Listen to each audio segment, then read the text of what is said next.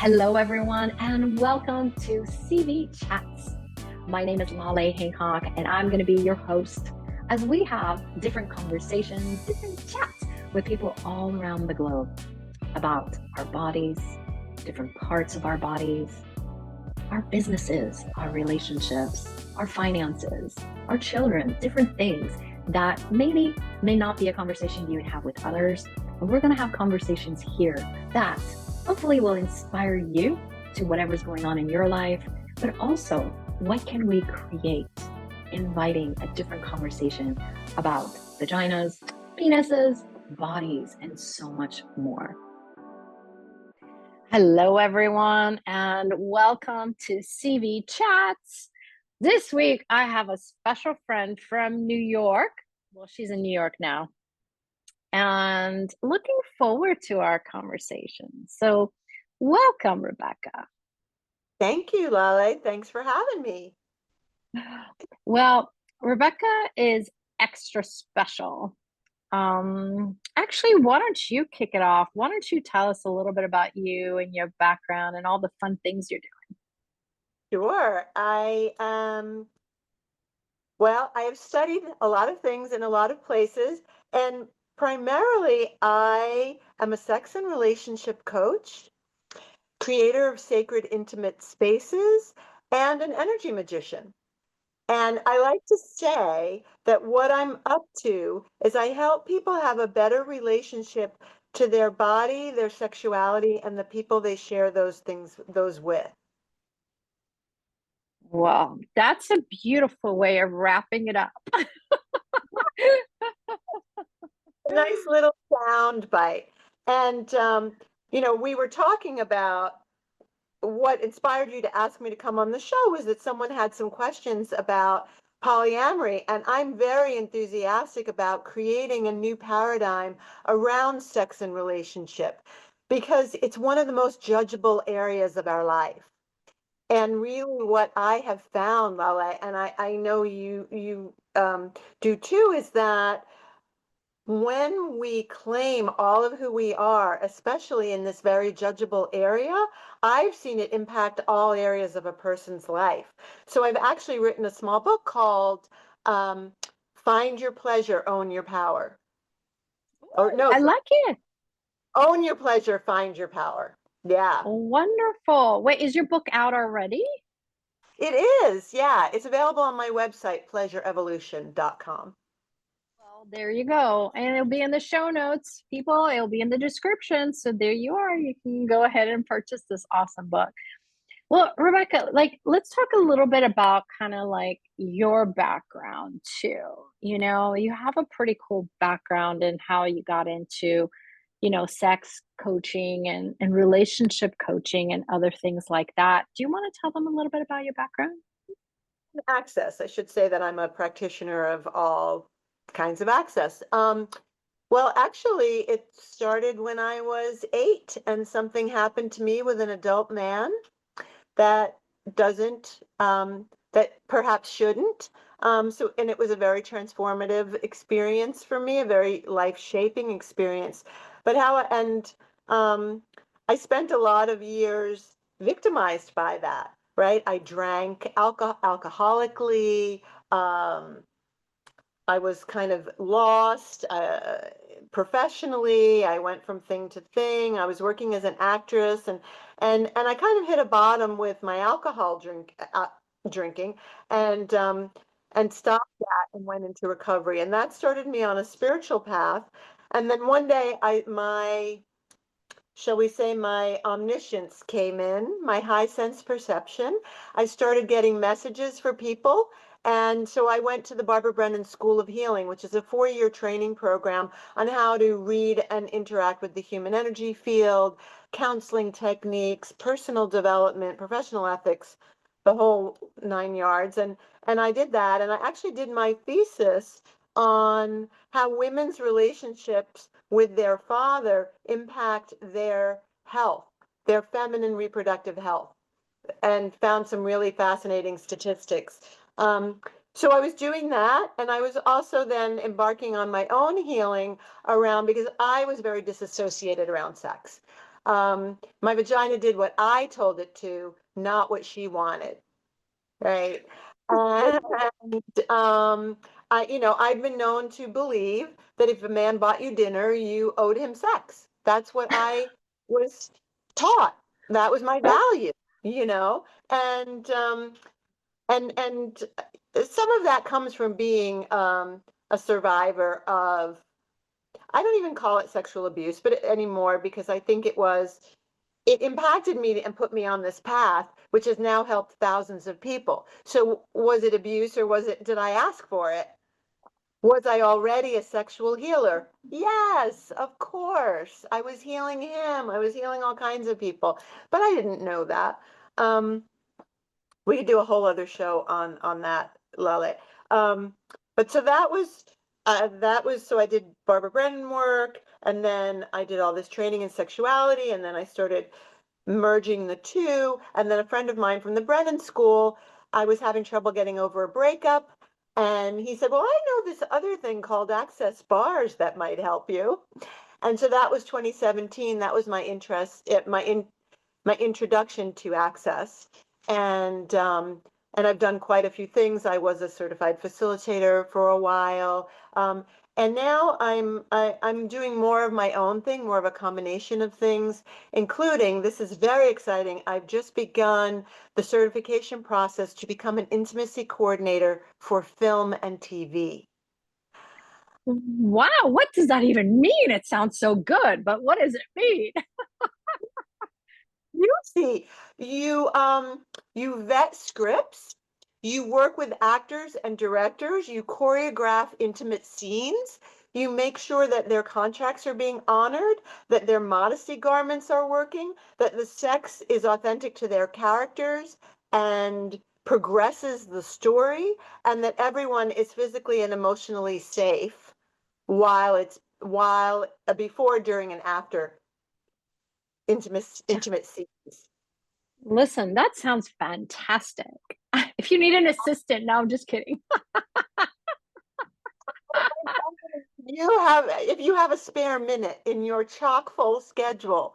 But I'm so enthusiastic about it because I've had this mission, right, to create a new paradigm around sex and relationship. And how better to do that than through the media, to Mhm. work on those energetic connections and that presence and that Yeah. sexualness, um, that is, oh, yeah. I was working on an energy healing client, and I had my hands on her hip and her knee, I think, and she had an orgasm. And I heard inside my head, arousal is the body's joy at feeling itself. Mm, And I believe that we don't have any other space for defining it, but that energy that we associate with our orgasm is actually our life force. And that's why I'm yeah. so passionate about helping people free that up and move it through themselves. And yeah, so that's what it is. And most movies portray sexuality, right? Sex from judgment. She's so hot, he's so hot. I hate his guts, but I'll have sex with him anyway, whatever. If I have sex with him, I'll gain status. There's all of that instead of, where's the pleasure? Where's the body? And I'm Yeah. so very excited to bring that to people's individual lives, their relationships, and now to the media. I think that's so awesome. Oh my goodness. We were meant to talk today. How does it get even better than that? That's it. Well, it's interesting because some of this is brand new adventure for you, right? So I'm looking forward to like finding out more as you dive deeper into this. And when we talked and you were saying creating a new paradigm around relationship, like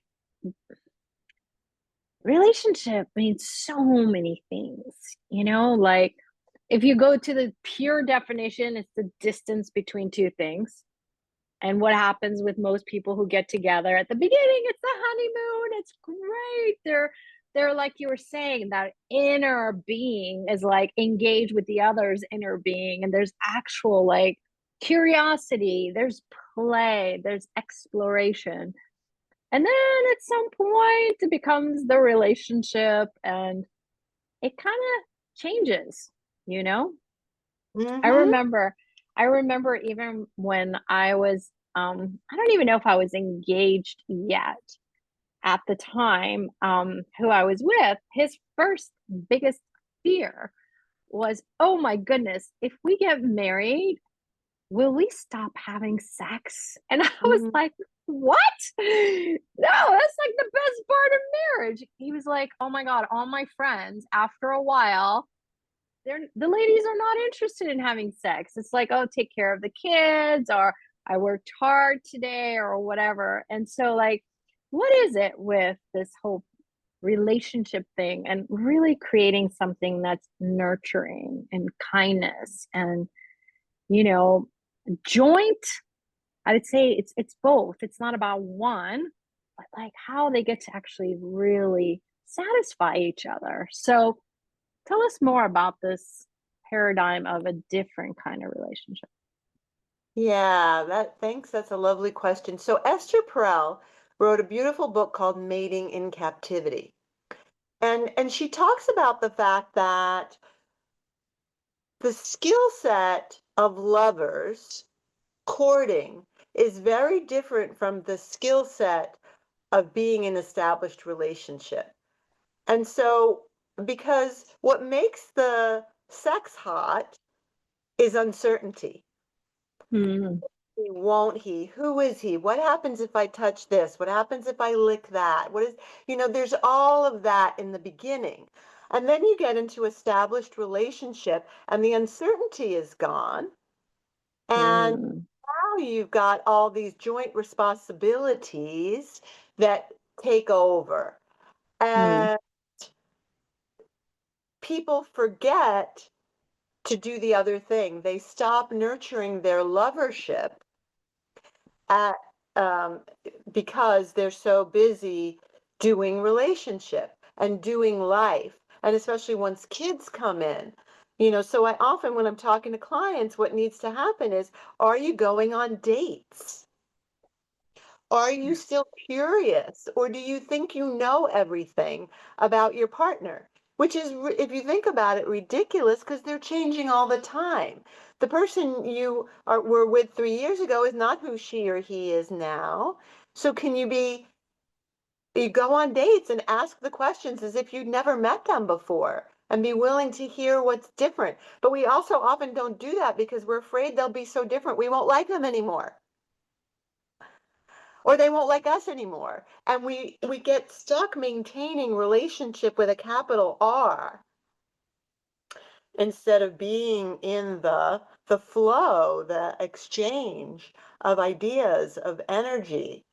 Um, and what can you do to keep it fresh, and what turns you on now? And often women, particularly, I find, have a declining interest in sex because they're bored mm. and they don't have the language to ask for what they might like different. And men have not been taught, particularly, to look for what they might do different. So they're not offering up hey, would it turn you on if I ran you a bath and washed your hair? Right? Like, so any men listening, come up with a menu, make offers to spice up, intrigue your woman. Um, yeah, and women be willing to, like, what does turn me on? And I like to go turn on shopping and read books, read romance novels, go to sex toy stores, and then pay attention to my body. What is my body responding to? Even if my mind is going, oh, you're a little freaky. Oh, that's too weird. But my body is going, yes, I really want to tie someone up and tickle them. Woo-hoo-hoo-hoo!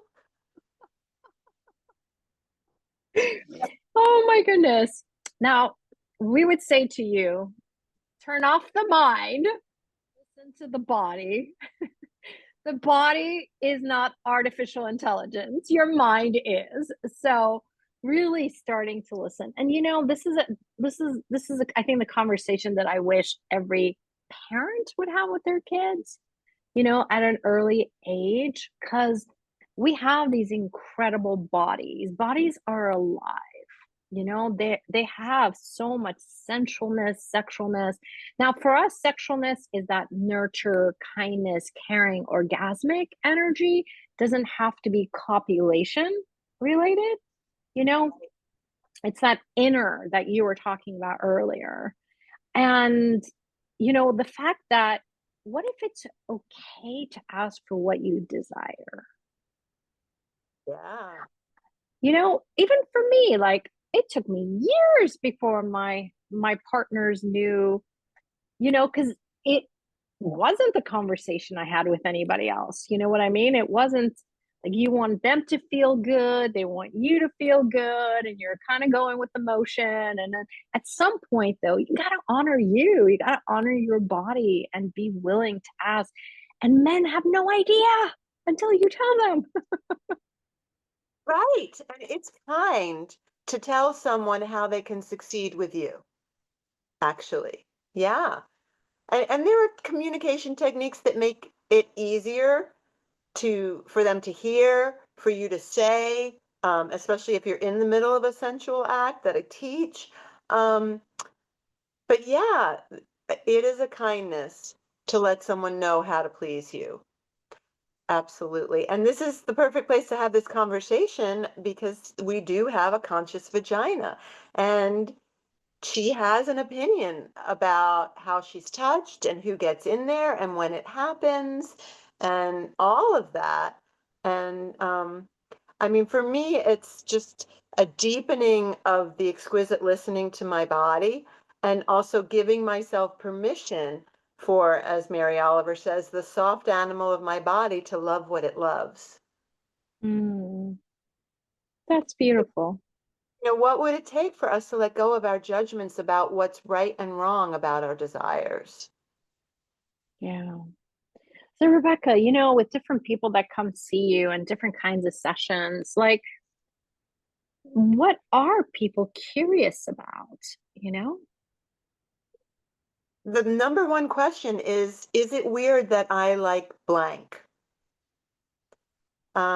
So that's that giving oneself permission is a big one. But and also couples will come to me because there is a libido mismatch, or one of them wants a different kind of sex and they don't know how to incorporate it, or they want to open up their relationship and they want to do it in a way that will be nurturing to the container and honoring of the container they've already created. Um, Women come to me because they can't come. Uh, Actually, both sexes will come to me because they're having difficulty orgasming, um, or they orgasm too quickly. Yeah. Everybody thinks they should do it some other way. And the truth is, I want to really get across there is no such thing as normal. Only there's you and what works for you and your body and your relationship. And you get to decide what that is if you choose. Yeah. One of the things that I talk about with people is that most people are doing default monogamy because that's all they know how to do. And I don't think polyamory is the best thing, the way to go. I think you need to, but I do encourage people, get rid of the word need. I think it's a worthwhile inquiry to ask some questions about because 50% of marriages in this country end in divorce. And I don't even know the statistics, but there are a lot of those that involve. So, what if there was a better way to do that, where you weren't limiting yourself and living inside a box, and you could still honor your partner? So, So tell us a little bit more here, because this is not a conversation that most people have, not in their marriage, not in their relationships, or even with friends, because it is one of those taboo conversations. But what if it didn't have to be? You know, Yeah, like what would it create to have that open conversation? right. Absolutely. I mean, and it starts within. Are you willing to not judge yourself? Because most people don't talk about it because they're afraid, they're projecting that everyone else will judge them for it. And once you start talking about it, some people will go, ew. And some people will be like, yeah, me too. And then you suddenly find there's this whole community of people that want to have the conversations about what's possible, what it might look like. Um, and there's a couple of things, Lally. The body doesn't know the difference between actual sensation and conceptual thought, right? So being willing to at least have a conversation with your partner that starts with, you know what? Sometimes I look at that barista's body and I really want to just have sex with him on the counter. That doesn't mean you're going to go out and do it. And is your partner willing to hear it and engage in a fantasy conversation with you while the two of you are making love or before the two of you make love? So you don't have to jump right to opening up your marriage to engaging with the turn on that's available there. And once you start, so sharing fantasies can be this like really fun activity, um, or writing out fantasies. How sometimes if it's very tender, you can sit back to back and share out loud. And the other person's only response is, thank you. Is there more? More an invitation just to give you the space to talk. And and just decide between you what will make the conversation safe for you. I want to talk for 10 minutes, we'll set a timer, you don't talk back. Or By the way, all these tools are great, not just for this kind of conversation. Like you can apply these tools with your kids, you can apply it with lovers for other situations. Like this is really starting to allow people to have a voice and to yeah. really honor that voice. Yeah, yeah. I love that you said that because it's true. These are tools that can be used in all different situations. And you might even be using them. Some of them are tools that started in the business world with Andrew Carnegie, or Dale Carnegie, who wrote How to Win Friends Yes, and Influence People, that guy. yeah. Yeah, like the idea of praising and then offering direct constructive suggestion, being a better listener than a speaker, all of those things, they work everywhere. Why not apply them in your romantic relationship and your sex life, your kids? I love it. I think one of the things here that I'd like to bring forward is the allowance to also say, no, that doesn't work for me.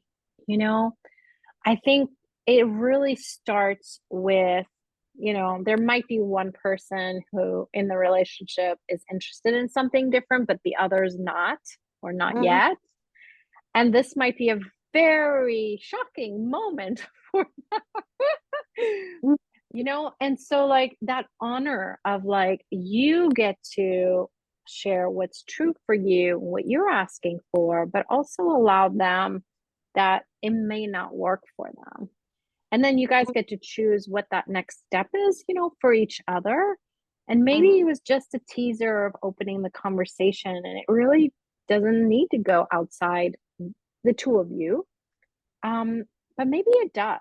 But the whole way through, like, what if it is this creating a safe space with each other that you can have that voice and allow you? Because I also see it a lot of times that that curiosity you talked about earlier, this fantasy is really the curiosity. And once that fantasy is something that's welcomed by the couple, by the other couple, it may not be to go outside the relationship.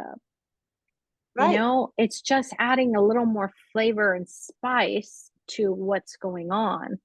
And then some, it is this amazing, creating something that, maybe both are going and exploring elsewhere and coming back to each other, or maybe one is. I mean, I've seen friends with so many different variations of this, and you're gonna find whatever works for you and your mate. Um, Again, this is just opening a different kind of conversation, and it may not apply to you. This might not be a road that you or your spouse or your lover, whatever, is interested in even exploring. Yeah, absolutely. And I love what you said about no, because it's very important that we honor ourselves first and foremost. And, you know, your no is your no. And it could be no for now, it could be no forever. The thing that I see that's so disruptive is that sometimes when someone expresses a desire for something, the other partner is not interested right now. And what they do is they defend against it by judging the person's desire.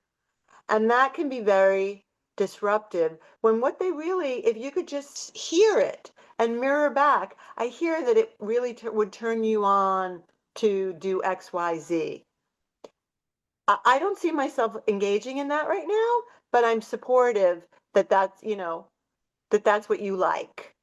And maybe we can just keep talking about and find a way that works for both of us for you to Yeah, express that. And sometimes that's enough for the person to just be heard and seen in their reality. yeah, And like you said, and then sometimes you can find more other creative ways, but if you can stay out of judgment and in curiosity about all of it, or even say to yourself, say like the first time I heard, friends of mine went to a kinky club. For people who may not mhm. be familiar, it was a place with furniture and people were getting spanked and, 50 Shades of Grey type things. And I was horrified, utterly repelled, started crying, made my husband take me home. I didn't want to hear any more about their trip. And a friend of mine very bravely said, "Are you sure you weren't turned on?" "No," I said. Hard.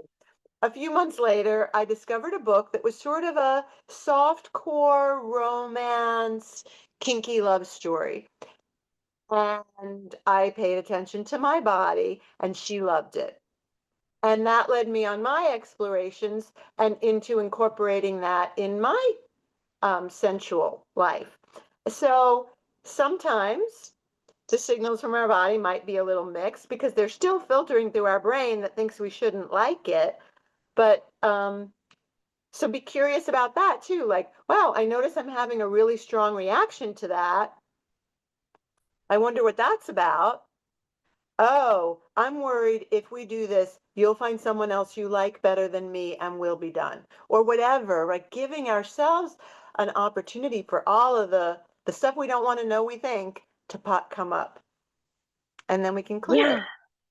And that's the thing also is so much of our points of views are inherited from what we learned from our families, what was appropriate in our culture, maybe religion.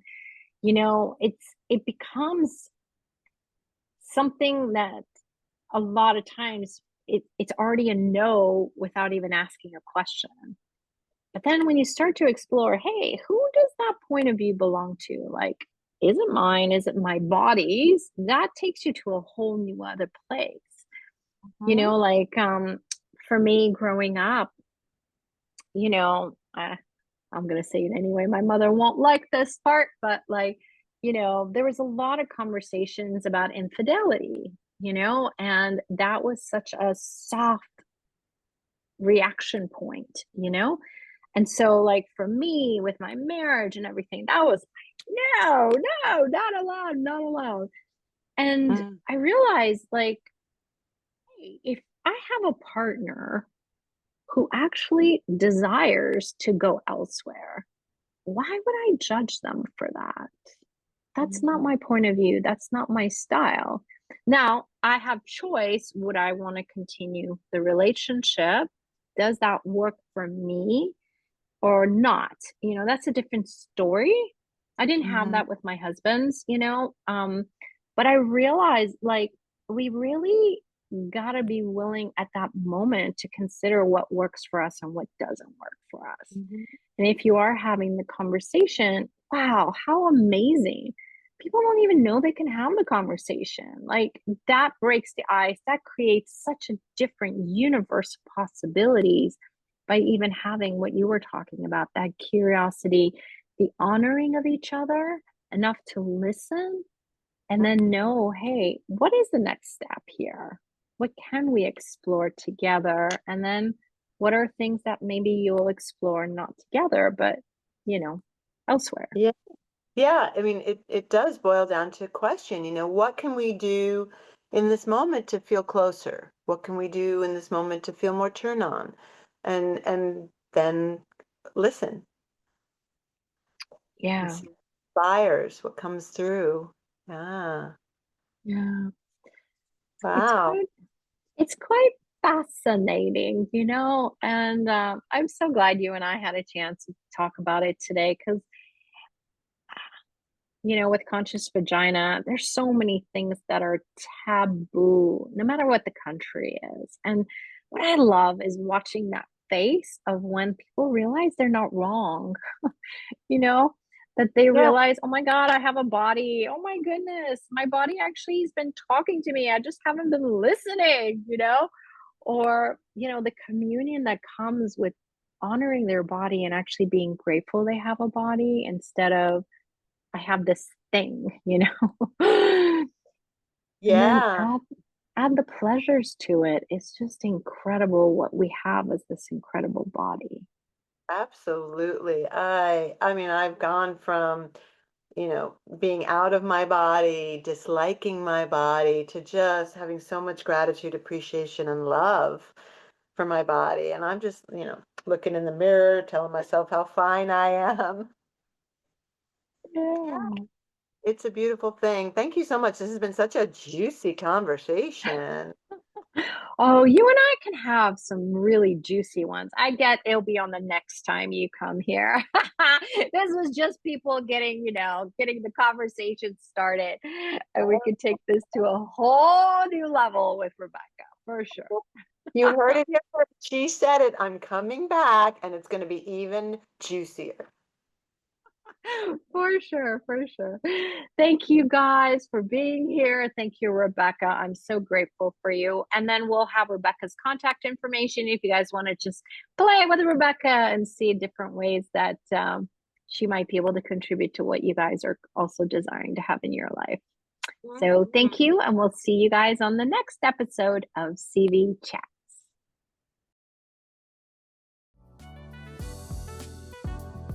Thank you for being here with CV Chats. Hopefully you had some awarenesses, information, some new tools to help you with whatever's going on in your life. Maybe even gain some more communication with your body. And we invite you to, who do you know that can also have this conversation contribute to? Will you help us in spreading the seeds and inviting this to go even deeper all around the globe to people to know something else is available for us and we can choose something different with our bodies every single day. So thank you for being here. And if you have any comments, suggestions, or would like to have a particular topic on the next shows, comment below and let us know. You can always also send us a message in our Facebook.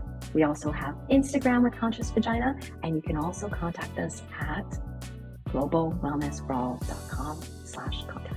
See you soon.